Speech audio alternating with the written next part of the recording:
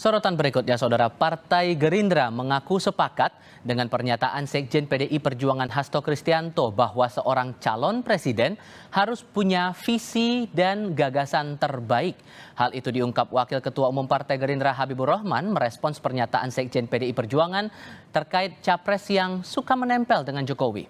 Menurut Habibur Rahman, capres dan cawapres harus punya visi dengan memberikan gagasan terbaik untuk menyelesaikan permasalahan. Habibur Rahman menegaskan kedekatan Prabowo dengan Jokowi merupakan hal wajar antara presiden dengan menterinya.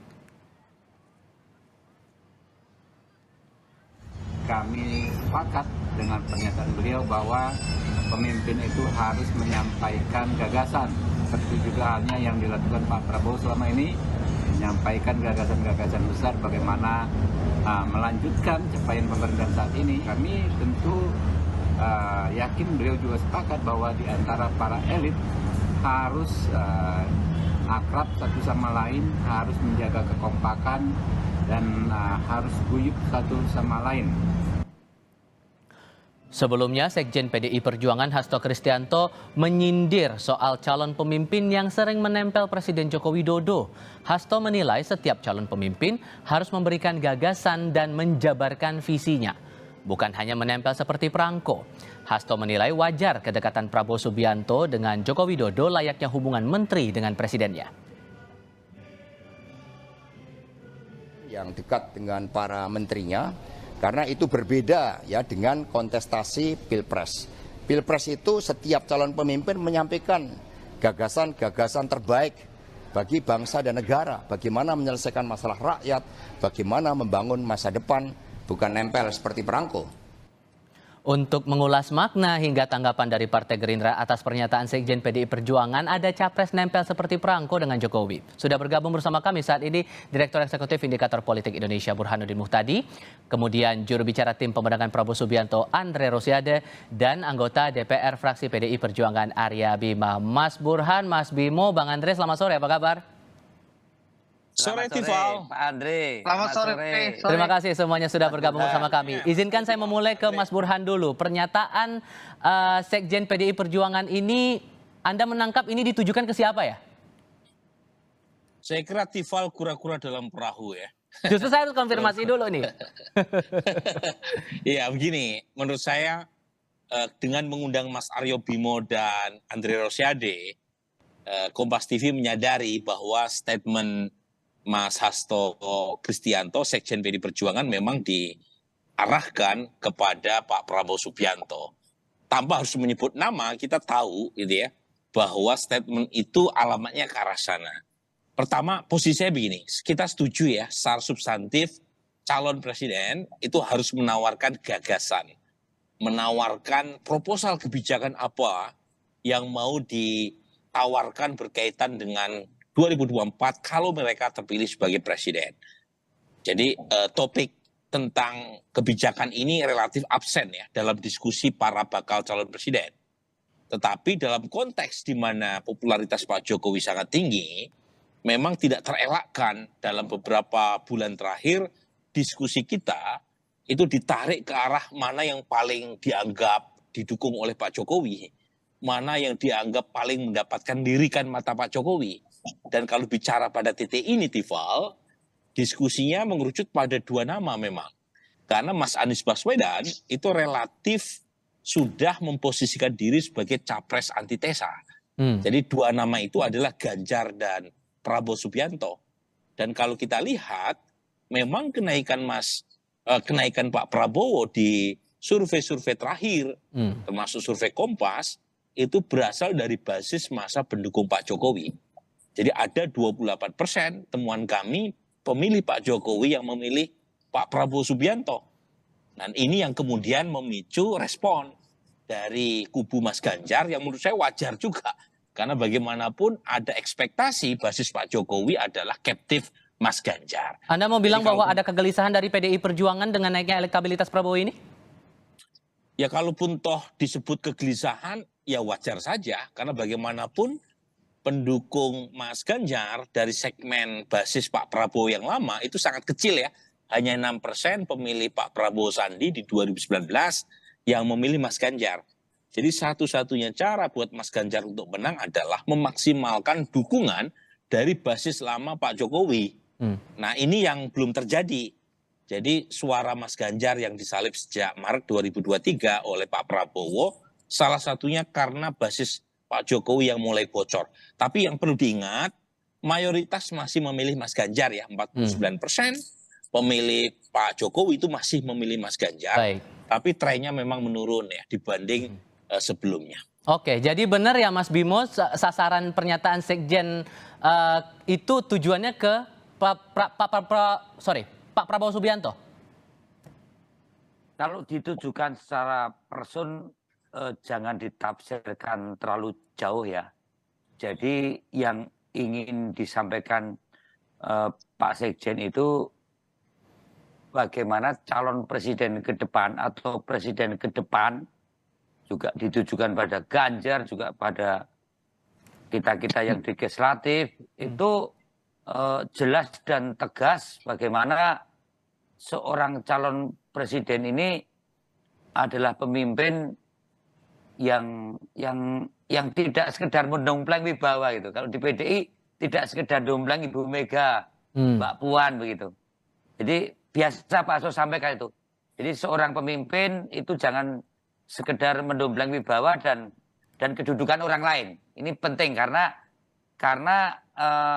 yang didomplengi itu juga mempunyai satu tingkat integritas sendiri yang unik ya.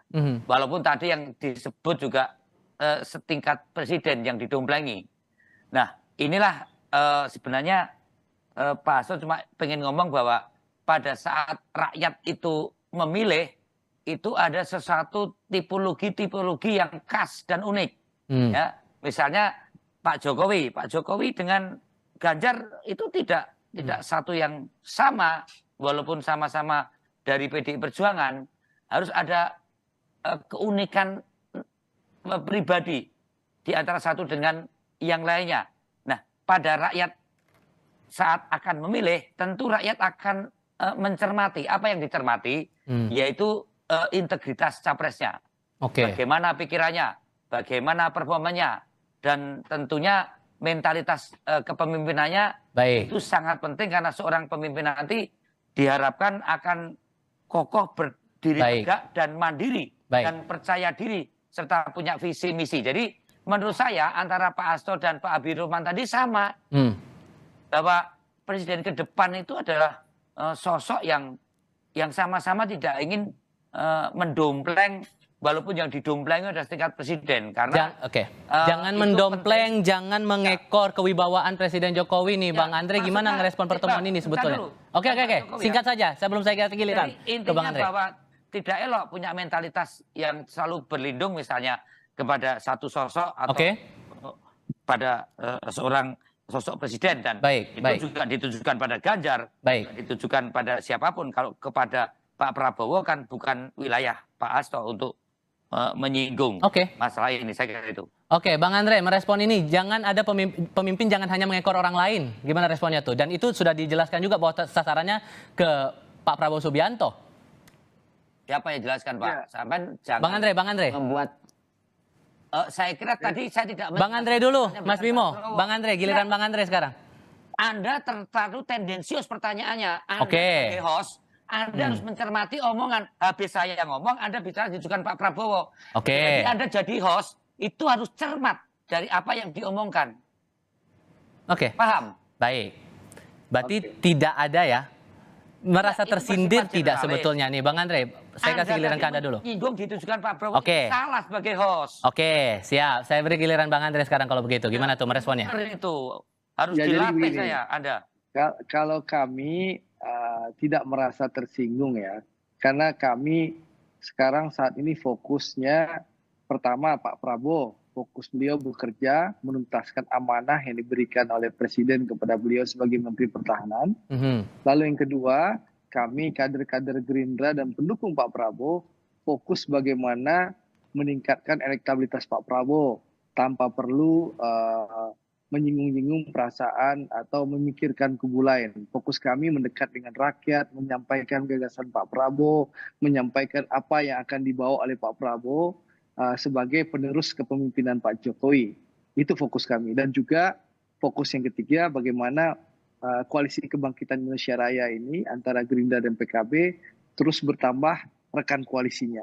Tanpa perlu kami ambil pusing pernyataan ataupun apapun mengenai Pak Prabowo. Kami tidak tersinggung sama sekali ya. Lalu yang kedua, rakyat Indonesia tahu Pak Prabowo sejak zaman 2009 maju.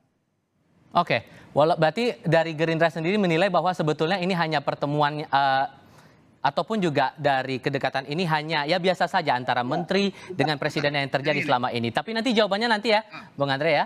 Nanti kita juga akan coba tampilkan juga bagaimana kemudian efek dari Jokowi efek ini apakah akan mempengaruhi bakal capres juga atau tidak. Kita akan diskusikan ini lebih lanjut selepas jeda berikut ini.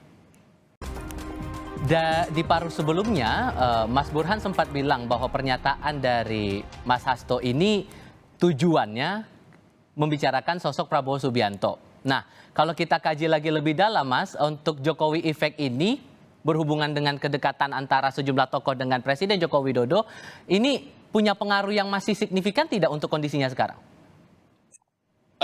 Begini ya Mas ya, sepanjang popularitas Pak Jokowi masih tinggi, tentu punya efek elektoral, terutama buat calon presiden yang dianggap dekat dengan beliau. Nah sejauh ini kalau di mata publik, itu sebenarnya Mas Ganjar masih dianggap lebih terasosiasi dengan Presiden Jokowi ketimbang Pak Prabowo. Itu datanya kristal clear ya. Jadi satu ukurannya adalah berdasarkan mereka yang memilih Pak Jokowi 2019 itu masih lebih banyak yang memilih Mas Ganjar ketimbang Pak Prabowo. Meskipun ya memang ada peningkatan dukungan dari basis Pak Jokowi ke Pak Prabowo. Yang kedua adalah kalau ditanya kepada publik, siapa capres yang dianggap paling didukung, lebih didukung oleh Presiden Jokowi? Yang tertinggi juga masih Mas Ganjar. Itu datanya begitu.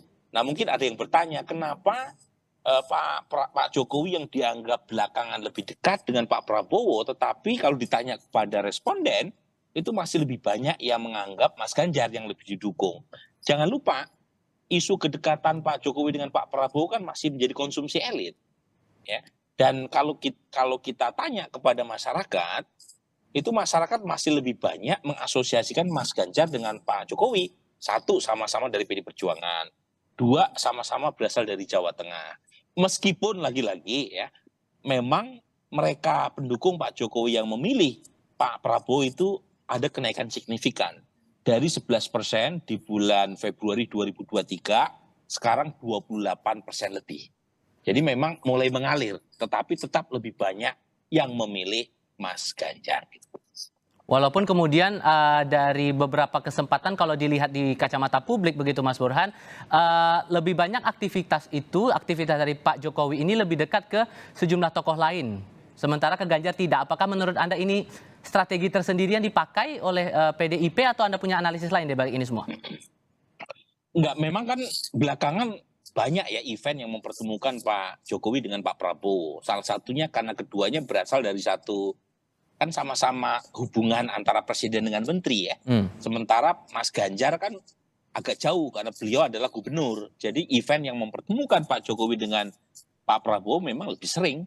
Tetapi lagi-lagi kalau ditanya kepada publik, asosiasi per hari ini Pak Jokowi lebih dianggap mendukung Mas Ganjar. Meskipun trennya menurun gitu.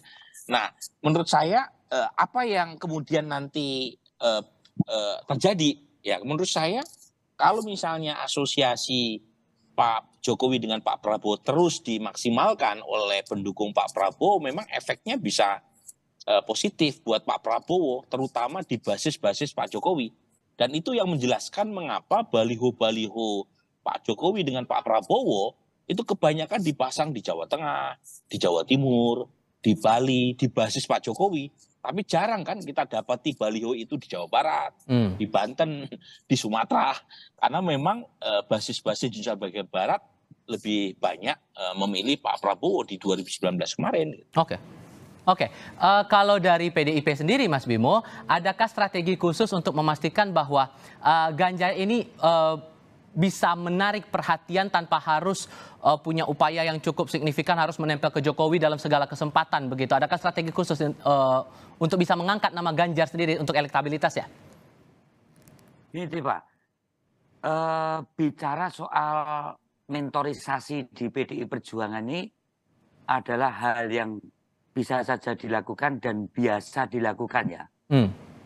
Tapi kita punya prinsip di dalam PDI Perjuangan ini, pemimpin tidaklah elok punya mentalitas yang selalu berlindung di ketiak satu sama yang lainnya di tempat kita. Karena kita di PDI Perjuangan bahwa hal yang menentukan seorang pemimpin, apalagi sosok seorang kepala daerah, bupati, wali kota, gubernur, itu adalah integritas kepribadiannya sendiri. Ini penting. Ya, di mana integritas itu sangat potensial memberikan nuansa nilai tambah dalam upaya sosialisasi diri. Nah, terkait dengan sosok Ganjar yang juga dari PDI Perjuangan yang mengusung visi misi kebijakan program yang sudah dilaksanakan fondasinya 10 tahun oleh pemerintahan Pak Jokowi, itu adalah sesuatu keberlanjutan yang harus nanti jauh lebih cepat dan jauh lebih maju.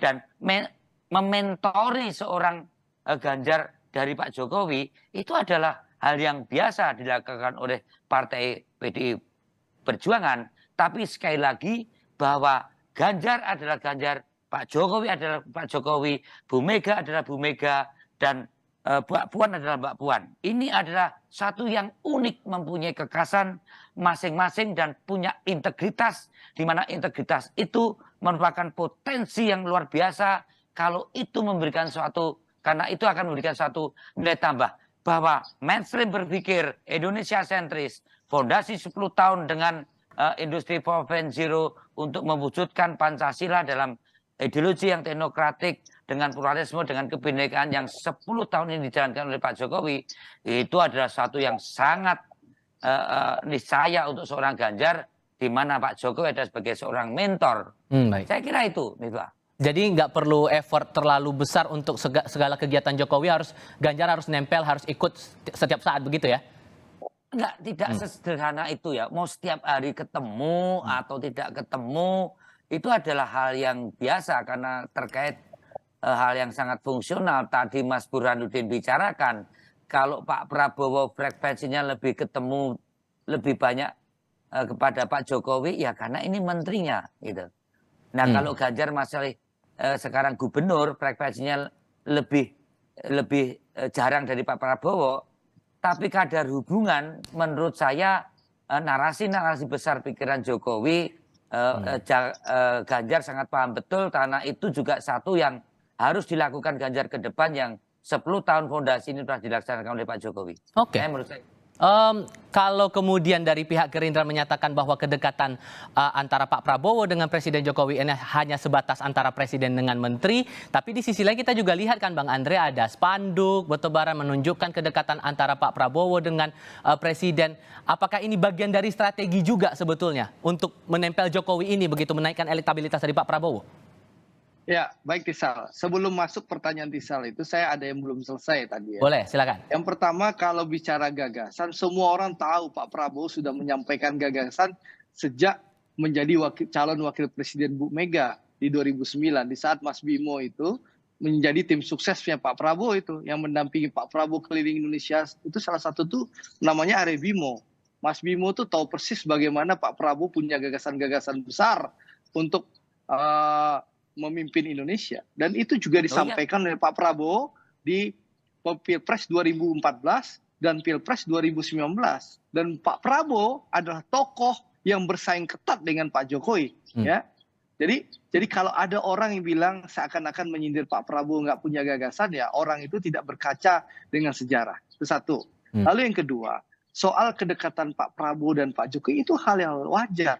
Pak Prabowo ini adalah menterinya Pak Jokowi. Pak Jokowi itu presidennya Republik Indonesia. Pak Prabowo adalah menteri atau pembantu presiden yang tentu ditugaskan oleh presiden. Tentu berkewajiban Pak Prabowo untuk selalu melaporkan perkembangan dari tugas-tugas yang diberikan oleh presiden kepada beliau. Tentu secara berkala beliau bertemu.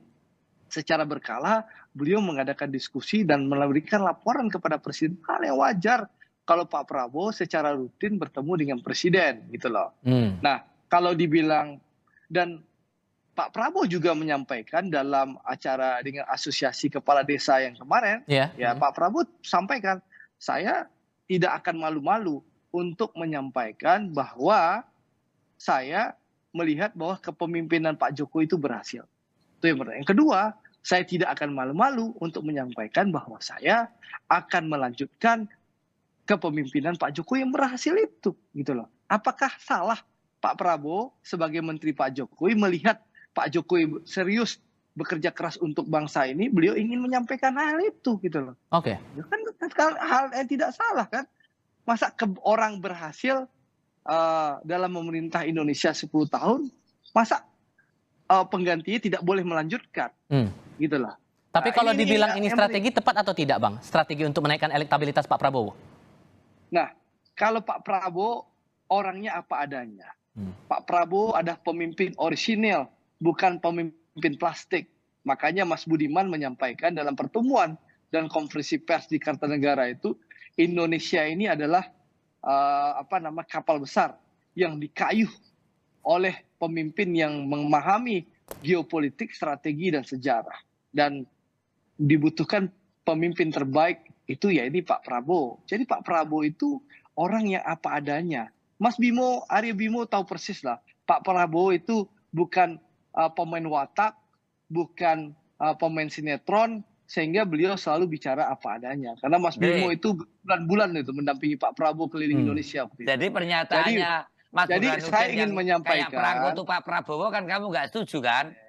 Jadi saya ingin sampaikan, Pak Prabowo ya memang secara tegas menyampaikan bahwa beliau akan melanjutkan kepemimpinan Pak Jokowi. Jadi saya ingin menegaskan, kalau seandainya takdir Allah dan seluruh dukungan rakyat Indonesia memberikan dukungan dan sehingga diputuskanlah nanti Pak Prabowo sebagai pemenang Pilpres 14 Februari 2024, ya tentu kepemimpinan atau pemerintahan Prabowo Subianto 2024-2029 itu jelas pemerintah yang melanjutkan kepemimpinan Presiden Jokowi sebelumnya. Baik. Nah itu programnya kami. Sepakat bahwa yang kayak perangko itu bukan para Pak Prabowo kan yang ditujukan Pak Sekjen. Yang jelas biarkanlah masyarakat yang menilai, Mas. Saya tidak elok dan tidak etis menilai pernyataan tokoh politik partai lain. Yang jelas kami bekerja keras terus